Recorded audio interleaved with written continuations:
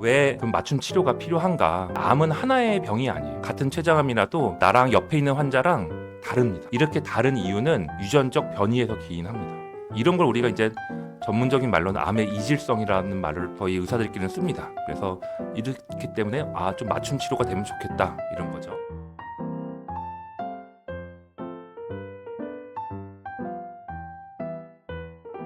연세안병원 종양내과 이충근입니다. 오늘 제가 강의를 요청받은 부분이 면역항암제 신약 이렇게 요청받은, 사실은 면역항암제 쪽이 많이 할 얘기가 없긴 한데 그래도 환자분들 또는 보호자분들 눈높이에 맞춰서 좀 준비를 많이 해보았습니다. 그래서 중요한 내용일 수 있는데 이 많은 부분이 사실은 개인적인 의견입니다. 그래서 다른 전문가들하고 의견이 좀 다를 수 있어요. 그래서 이런 개인별 치료는 주치의분하고 꼭 상의하기를 바랍니다. 그래서 오늘 제가 강의하는 것의 키워드 같은 거는 나한테 맞는 췌장암의 맞춤 치료가 무엇이 될지, 그거에 이제 항암제도 있을 수 있겠고 유전자 검사, 표적 치료제, 그리고 신약 임상 시험까지 좀 다뤄보도록 하겠습니다.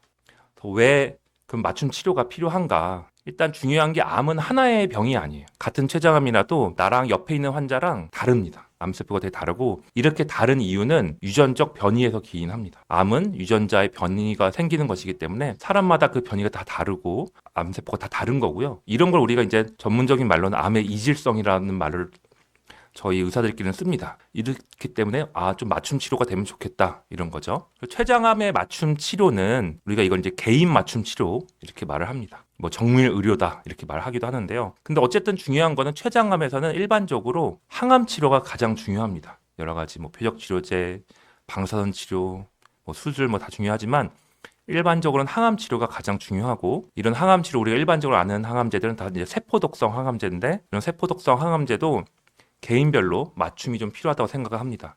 효과는 좀 높이고 부작용을 줄이기 위해서. 근데 최근 변화는 일부 유전자에 대한 그런 기반으로 한 신약이나 표적 치료제가 점점점 나오고 있습니다. 그래서 그런 것들을 제가 오늘 말씀드리도록 할게요. 그래서 오늘 강의는 일단은 개인별 맞춤 세포독성 항암 치료가 어느 정도가 우리가 생각해 볼 수 있는지 그걸 얘기 드리고, 유전자 검사라는 게 좀 어려울 수 있기 때문에 환자분들, 보호자분들 위해서 유전자 검사를 좀 이해를 시켜드리고, 그러면 그걸 기반으로 우리가 표적 치료제나 또는 면역항암제는 췌장암에서 어떤가, 그리고 시간이 되면은 신약 임상시험까지 조금 설명을 드리도록 하겠습니다.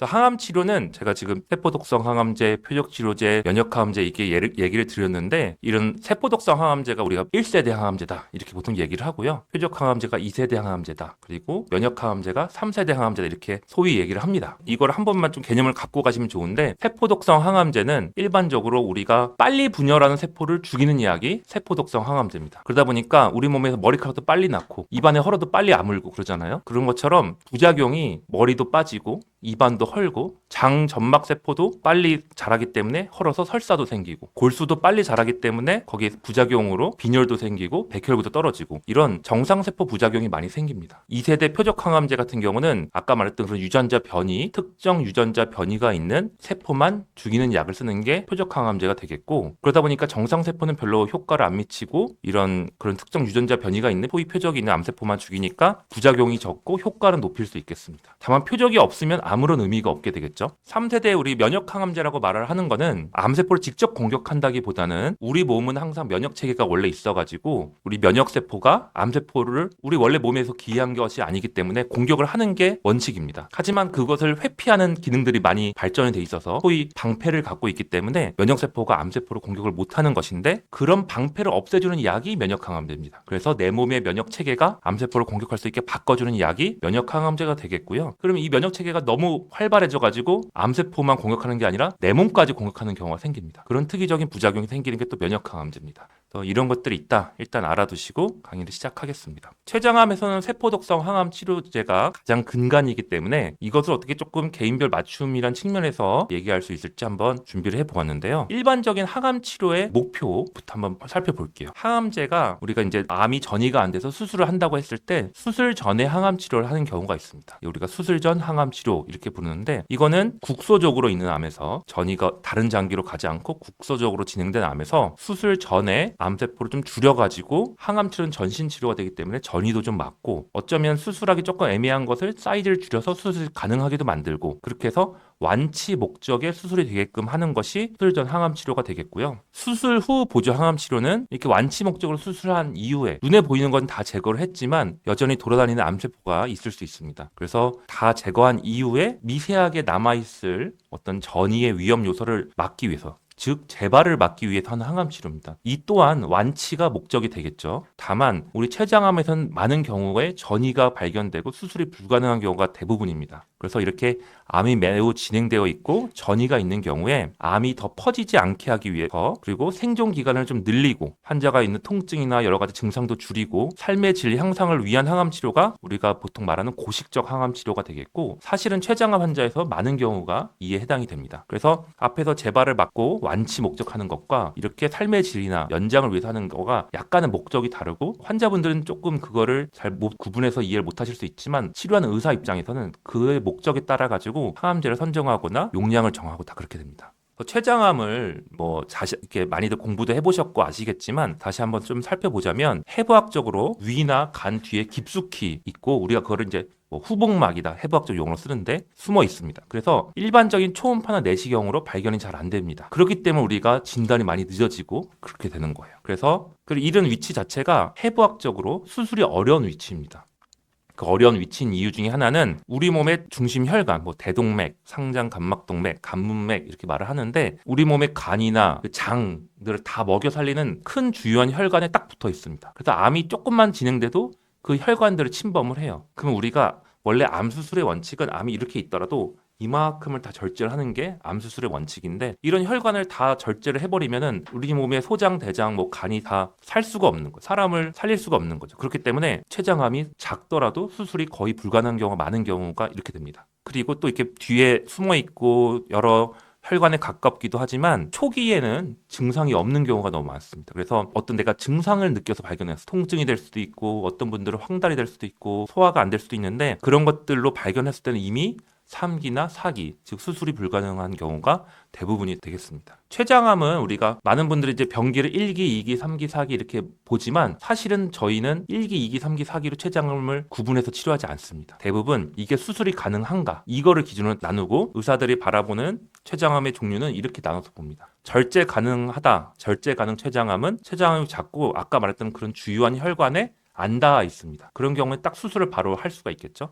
경계성 절제 가능은 주요한 혈관 중에서도 일부는 좀 자를 수 있는 혈관들이 있거든요. 그런 혈관들은 좀 닿아 있는 경우, 그러니까 조금만 더 줄이면 더 좋을 것 같고 어쨌든 수술은 가능할 수 있고 이런 경우를 우리가 경계성 절제 가능이라고 하고 국소 진행성은 전이가 되지는 않았지만 우리가 자르기 어려운 주요한 동맥 같은 경우에 닿아 있거나 침범하고 있는 경우입니다. 이 경우에는 원칙적으로는 수술이 불가능한데 또 치료를 잘해서 줄어들면은 수술 가능으로 바뀌는 경우도 있습니다. 전이성은 주변 임파선이나 간이나 어떤 분은 폐, 복막 이렇게 다른 장기로 전이가 됐을 때고 이 경우에는 이제 항암 치료가 원칙이 되겠죠. 우리가 이런 경우에 많이 보면 좋겠지만 대부분 많은 경우가 국소 진행성 또는 전이성에서 발견이 되고 수술이 가능한 경우는 10%도 안 됩니다. 그래서 항암 치료가 되게 더 중요하게 되겠습니다.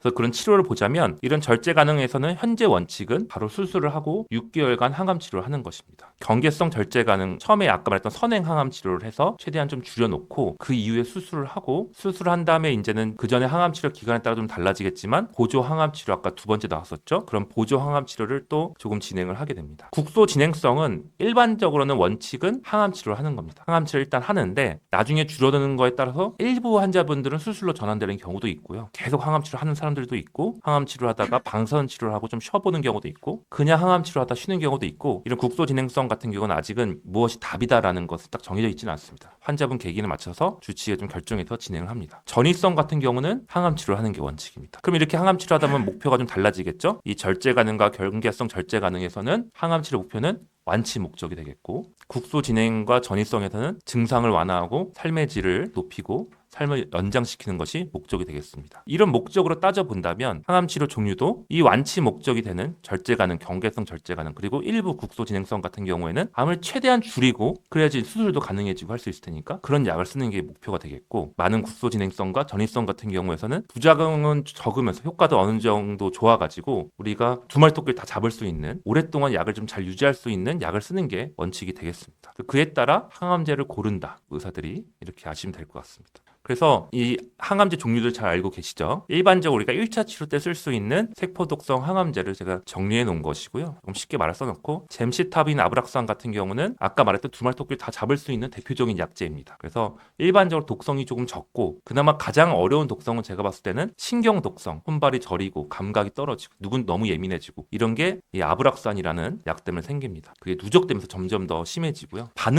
반응률이라고 하면 사이즈가 이만했다 이렇게 줄어드는 그런 반응을 말을 하는데, 반응률은 나머지 두 약제에 비해서는 조금은 떨어집니다. 하지만 오랫동안 좀 더 잘 유지할 수도 있겠죠, 환자분들에서.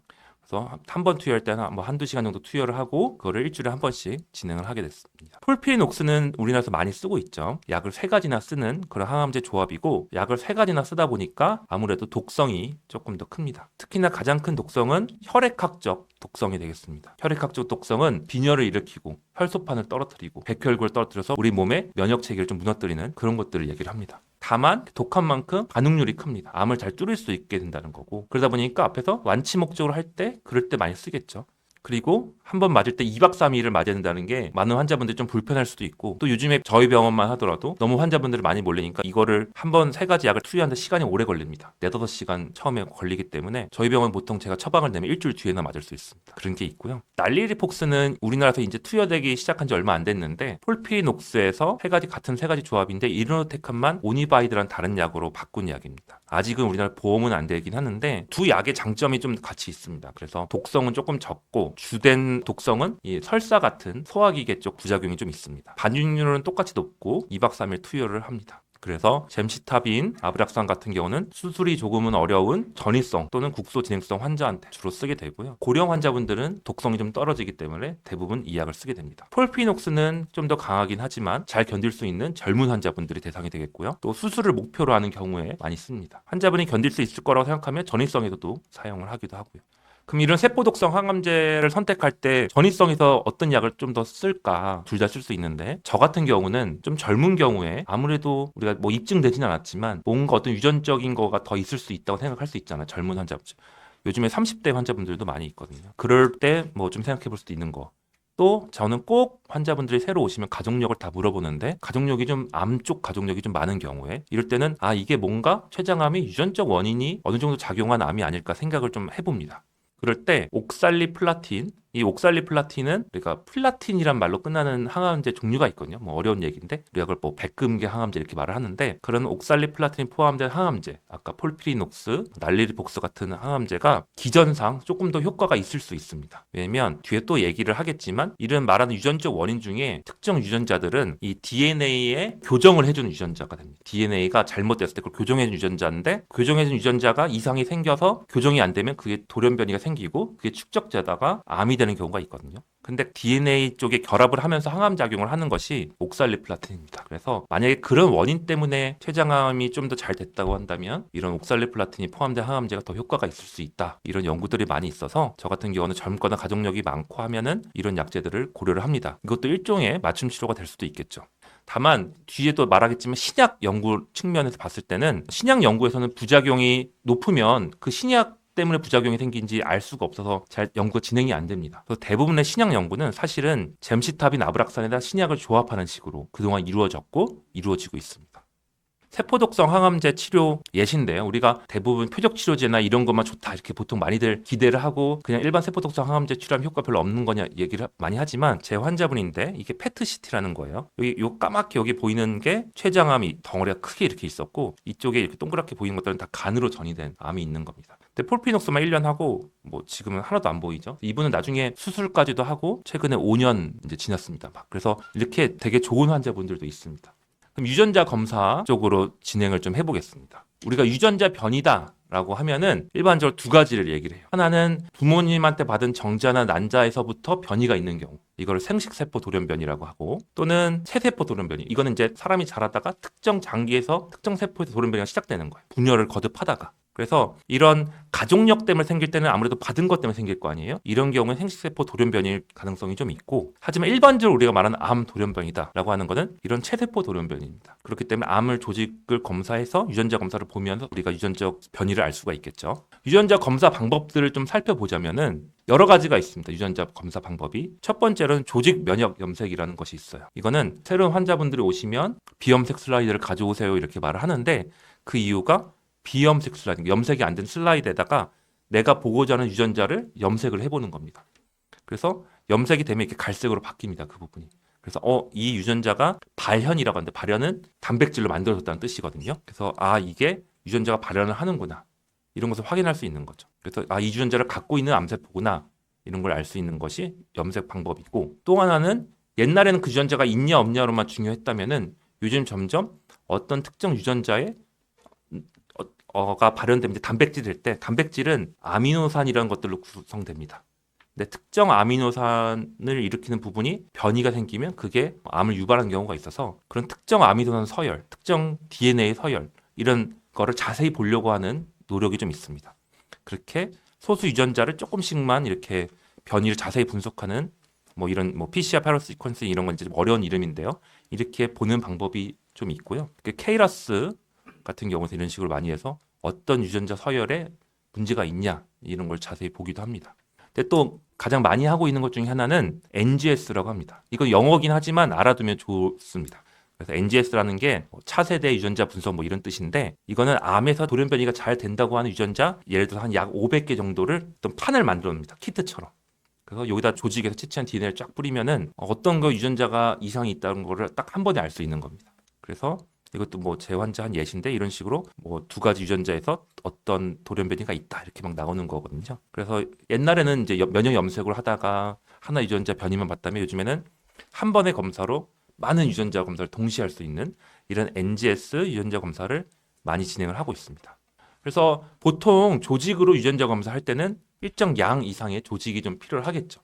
그것 때문에 우리가 진단을 목적으로도 조직 검사를 하지만, 이런 유전자 검사를 목적으로도 조직 검사를 추가로 하기도 합니다. 수술 조직은 암이 많이 있기 때문에, 옛날에 내가 수술했다 재발한 환자의 경우는 수술 조직을 갖고 오면은 그냥 그걸 유전자 검사하는데 아무 문제가 없지만, 많은 췌장암 환자는 내시경을 통해서 초음파나 이런 걸로 바늘로 찔러서 조직 검사를 하거든요. 그 경우에는 암세포가 있는 건 알지만 유전자 검사할 정도로 충분하지 않은 경우가 많습니다. 그래서 그럴 때는 부족할 수도 있다. 그래서 그런 경우에 우리가 암이 이제 어느 정도 좀 많이 자라면은 자기 DNA를 이렇게 내뿜습니다. 그래서 혈액에 암에서 유발된 DNA가 돌아다니고 있어요. 그래서 혈액에 돌아다니는 암 DNA를 체열을 해서 유전자 검사를 해볼 수도 있고, 요즘엔 그런 것들이 많이 흔해지고 있습니다. 저도 좀 진행을 하고 있고요. 때로는 약을 쓰고 내성이 생겼을 때 그때 다시 조직 검사로 또 유전자 검사를 보면은 그 사이에 암 유전자가 바뀌어 있는 경우도 있습니다. 그래서 때로는 반복적인 조직 검사 및 반복적 유전자 검사가 새로운 치료 실마리를 제공하기도 합니다.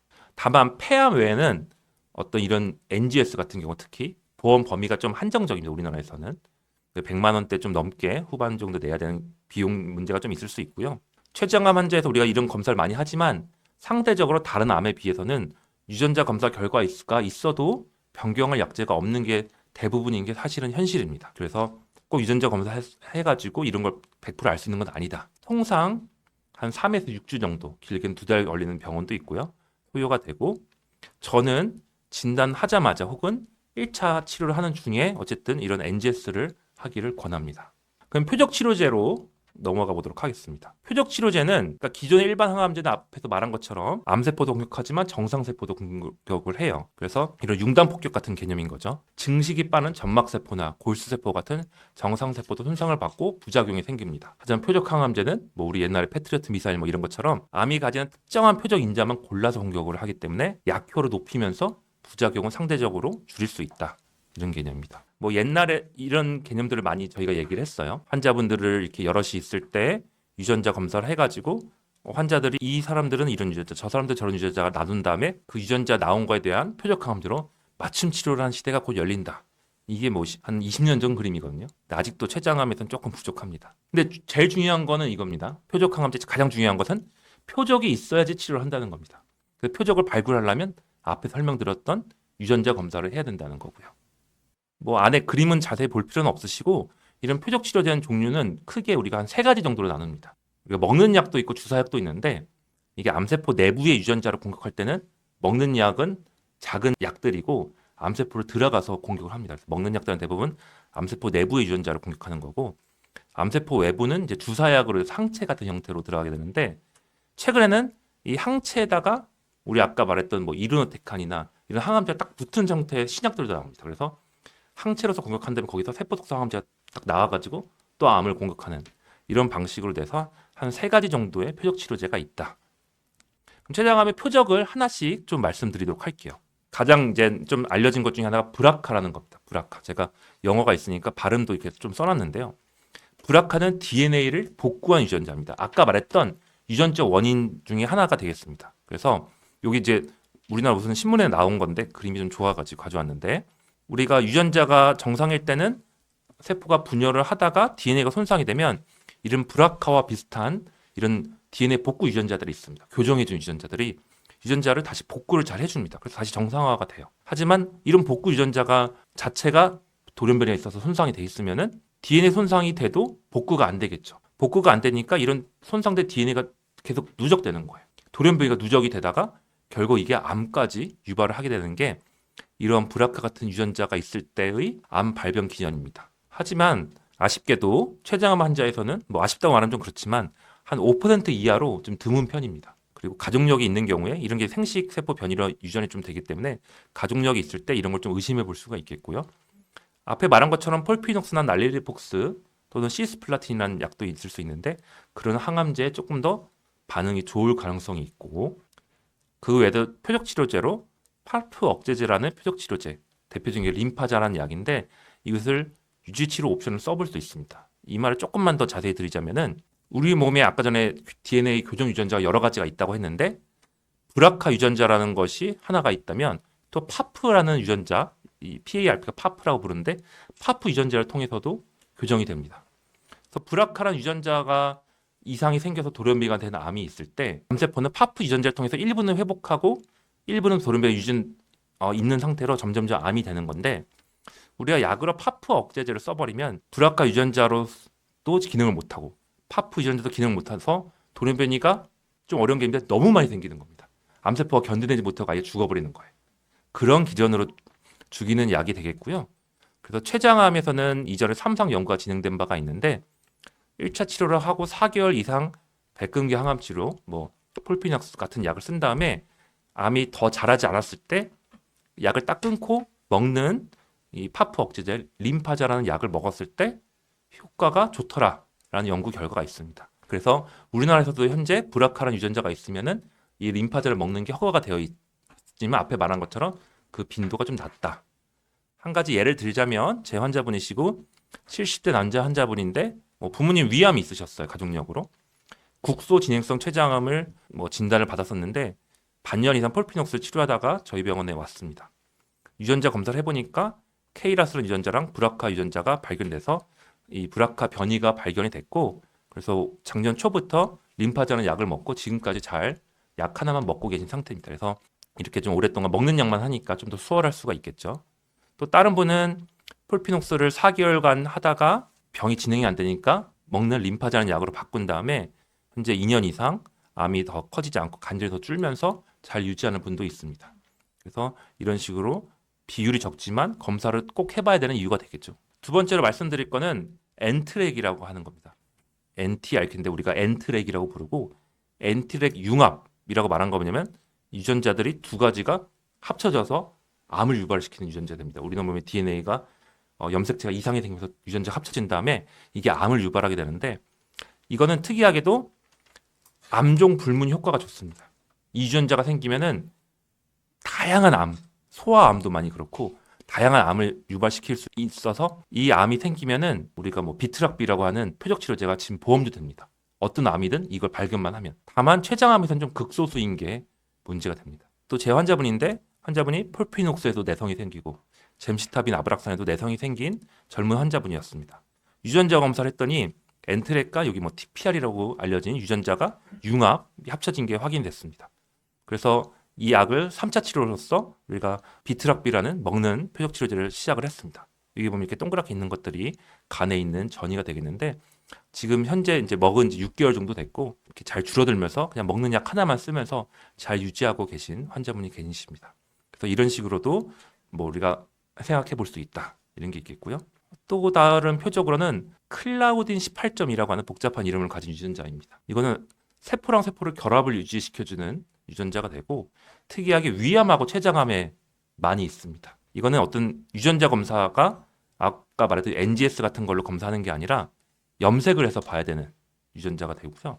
현재 위암에서는 이것을 표적으로 하는 표적 치료제 빌로이라는 항체가 성공을 엄청 거뒀습니다. 그래서 이미 1차 치료로 환자분들 쓰고 계세요. 근데 췌장암은 아직 여러 가지 임상시험이 진행 중이라서 아직은 표준 치료로 들어오진 못했고 이런 것도 있다는 건 알아두셨으면 좋겠습니다. 다음으로 말할 거는 케이라스입니다. 요즘 전 세계적으로 가장 소위 핫한 그런 유전자입니다. 이게 췌장암에서 정말 많이 발견되기 때문에 중요한 건데 그 이유는 우리가 암이 어떻게 생기냐, 암세포가 한 번에 생기지 않고 아까 전에도 유전자 변이가 점점 축적되면서 생긴다고 했는데 이 그림이 왼쪽 정상 췌장세포에서 췌장암세포로 가는 과정을 나타내는 그림이에요. 보시면 처음에 돌연변이가 되는 게 케이라스라는 유전자입니다. 초반에. 그러니까 케이라스가 생기고 또 다른 유전자가 생기고 이러면서 암이 되는 게 일반적인 췌장암 세포가 만들어진 과정이다 보니까 대부분의 췌장암 환자분들이 이 유전자 변이를 갖고 있습니다. 그래서 케이라스라고 부르고요. 췌장암 발암과 연관된 암 유전자이고 우리나라에서 90% 정도의 췌장암 환자가 케이라스 변이가 발견됩니다. 아까 말했던 PCR 파이러스 시퀀싱처럼 유전자 변이 하나만 변이 보는 검사 또는 NGS 검사 등으로 확인을 할 수가 있고 특이하게도 돌연 변이 위치에 따라서 약 효과가 다릅니다. 케이라스 여기 G12C라고 써놨는데 이거가 어려운 얘기긴 하지만 12번째 서열에 G라는 아미노산이 C라는 아미노산으로 바뀌었다 뭐 이런 뜻입니다. 이 케이라스 유전자는 췌장암뿐만 아니라 사실 여러 암에서 대장암, 폐암 등 많은 암에서 돌연변이가 발견되는데 수십 년간 우리가 그것을 약을 만들려고 노력해왔지만 실패를 했었습니다. 그러다가 이런 특징적인 변이 하나하나에만 딱 붙는 약들을 점점점 개발하기 시작을 해서 처음에 G12C라는 걸 대상으로 개발해서 폐암에서 엄청 성공을 거두었고요. 최근에는 G12D 그리고 또 변이가 무관하게 췌장암 케이라스 유전자 변이가 있으면 다 공격하는 약 등을 개발해서 현재 임상시험을 진행 중입니다. 그래서 이게 저희 병원 1000명 정도 제가 유전자 변이를 확인해 본 거거든요. 보면은 췌장암에서 90%가 이 갈색의 돌연변이가 있다. 그런데 그 퍼센트 보면은 한 40%가 G12D, 나머지 35% G12V, 그리고 아까 말했던 G12C는 1%도 안 돼요. 그러니까 G12C라는 약은 이미 시판되고 있는데 그 약은 췌장암 환자한테는 별로 도움이 안 되고 최근에 이제 막 나오고 있는 약들이 G12D나 이런 것들 공격하기 때문에 도움이 됩니다. 이게 여기에 지금 이거는 왼쪽 그림은 복잡한 그림인데 이게 큰 그림이 이제 케이라스라는 그 유전자 모양인데요. 요거 하늘색 이게 이제 약제 모양입니다. 약이 어디에 결합을 하냐면 노란색이 G12 그 부분입니다. 여기 딱 결합을 해서 이 변이가 뭐냐에 따라서 약이 결합하고 말고가 달라집니다. 그래서 약 효과가 다르다. 좀 복잡한 얘기인데 또 중요할 수 있어서 말씀드립니다. 그래서 저희 병원 제가 치료하는 또 환자 한 분 예시를 드리자면 60대 남자 환자분이신데 사기 췌장암이고 폴피녹스를 썼어요. 폴피녹스를 썼는데 2달 만에 내성이 생깁니다. 우리가 일반적으로 그동안 임상 연구에서는 폴피녹스는 한 6, 7개월, 뭐 8개월 뭐 이렇게 정도 쓰고 나서 내성이 보통 생깁니다. 그런데 2달 쓰고 내성이 생겼다는 거는 일반 분보다 조금 더 악성이고 예후가 안 좋을 수 있겠다 이렇게 생각을 해볼 수가 있는데 환자분 유전자 검사했더니 케이라스 G12D 변이가 확인이 됐습니다. 그래서 저희 당시에 있던 임상시험에 참여를 하게 돼서 이 CA19-9가 췌장암에서 유명한 종양 표지자잖아요. 피 검사를 볼 수 있는. 그게 이 임상에 참여할 때 2,400 정도로 되게 높았습니다. 근데 지금 이제 약을 드신 지 2달 정도 됐는데 한 400 정도로 많이 줄어가지고 약이 효과가 좋은 것 같다 이렇게 생각을 하고 있습니다. 이런 식으로 임상시험이 많이 생기고 있습니다. 그 외에 표적으로 뭐 MTAP 결손, 뭐 NRG1 융합 뭐 이런 것들이 있습니다. 아직 한국에서 지금 그건 아니겠지만 어쨌든 MTAP 결손이라는 것도 다양한 약제가 임상시험을 진행 중이고 NRG1 융합은 임상시험은 어느 정도 끝났고 그 약이 되게 미국에서 이제 승인도 받고 했는데 우리나라에서 아직은 들어와 있지는 않고요. 기타 다양한 유전자 표적 치료제가 임상 연구 중입니다. 다음으로 면역 항암제 얘기를 해보겠습니다. 사실은 면역 치료에 대해서도 강의를 해달라고 얘기를 해서 보통 췌장암에서 면역 항암제는 사실 강의를 안 합니다. 일단은 하나 좀 짚고 넘어가야 될 게 면역 항암제 우리가 얘기를 하는데 환자분들은 다 똑같이 봐요. 면역 치료, 면역 주사. 이게 뭐냐? 이거 제가 어디 병원에 있는데 면역 주사 하라는데 맞아도 되나요? 이렇게 많이들 물어보시거든요. 근데 우리가 말하는 면역 항암제는 이런 병원들에서 말하는 면역 치료나 면역 주사와는 완전 다른 겁니다. 제가 아까 말했던 면역 항암제는 우리 몸 면역 체계가 암세포를 공격할 수 있도록 바꿔주는 약이라고 했잖아요. 방패를 공격해서 그런 약들 기존만 면역 항암제 되고 이쪽에서 말하는 면역 치료나 면역 주사에 많은 돈을 안 쓰셨으면 좋겠습니다. 면역 항암제가 제가 아까 말했던 그 방패가 이제 면역 광문이라고 하는 유전자들인데 그걸 억제하는 약들이 좀 있고요. 그 외에도 우리 뭐 백신 아시죠? 백신이나 또는 뭐 카티, 이중 특이 T세포 결합항체, 종양 치밀 림프구 치료 뭐 이런 것들이 있는데 제가 더 자세히 설명은 안 드리겠고요. 이런 다양한 면역 항암제가 있습니다. 그래서 면역 광문 억제제가 대표적인 면역 항암제인데 이거는 지금 한 1, 2년 전에 허가된 암종들 말한다. 우리 몸 전신에 있는 모든 암들이 대부분 면역 항암제가 허가가 돼 있습니다. 허가돼 있다는 것은 이제 보험으로도 쓸 수 있고 이렇다는 거고 그만큼 효과가 많이 입증이 됐다는 건데 자세히 보시면 췌장암이 없습니다. 췌장암은 면역 항암제가 전혀 허가가 되어 있지 않은 면역 항암제가 다른 암과 다르게 효과가 별로 없는 그런 암종이 됩니다. 그래서 췌장암에서는 타 암종과 다르게 일반적인 면역 항암제가 대부분 효과를 거두지 못했습니다. 우리가 그거를 왜 그럴까 생각을 해보면 안에가 암세포고 주변에가 이제는 다른 세포들인데 소위 우리 상처 나면 딱지 생기잖아요. 그런 딱지 생기게끔 하는 그런 게 섬유질과 그런 것들이 있는 건데 그런 것들이 둘러싸고 있습니다. 그래서 췌장암 세포 주위에 단단한 이런 딱지 같은 단단한 성벽으로 둘러싸여 있고 그걸 안에라고 하더라도 면역세포가 좀 적습니다. 들어가 있는 딱딱하니까 못 들어가니까. 그러니까 면역세포가 암세포 공격하게끔 도와주는 약이라 했으니까 면역세포 애초에 적으면 약이 들어가도 작용이 안 되겠죠. 그래서 우리가 그거를 면역세포가 많으면 뭐 뜨겁다, 핫이다, 없으면 차갑다, 콜드다 이렇게 말을 하거든요. 그래서 면역세포 부족한 좀 차가운 종양이다. 췌장암은. 그리고 면역세포가 잘 힘 못 쓰는 척박한 땅이다. 이렇게 좀 보시면 되겠습니다. 그래서 이런 췌장암이란 거의 특징 때문에 면역세포가 못 들어가고 들어가 뭐 별로 없어서 면역항암제 효과가 별로 없습니다. 다만 유전자 검사 같은 걸로 MSI 하이, 디피전트 MMR이라고 하는데 이건 뭐냐면 DNA에서 잘못된 부분을 찾아서 고치는 시스템, 아까 전에 했던 유전자랑 비슷하게 그런 시스템에 결함이 생겼을 때 이렇게 표현을 합니다. 근데 그런 결함이 생겨서 면역성이 되게 높아집니다. 그런 경우는 엄청 많이 있는 거거든요. 이런 경우에는 암종 불문하고 면역항암제 효과가 매우 좋습니다. 이런 것들은 면역 염색이나 PCR, NGS로 다 검사 가능한 그런 건데 또 이런 게 있으면 키트루다 같은 면역 항암제가 보험도 됩니다. 하지만 췌장암에서는 1%도 안 된다.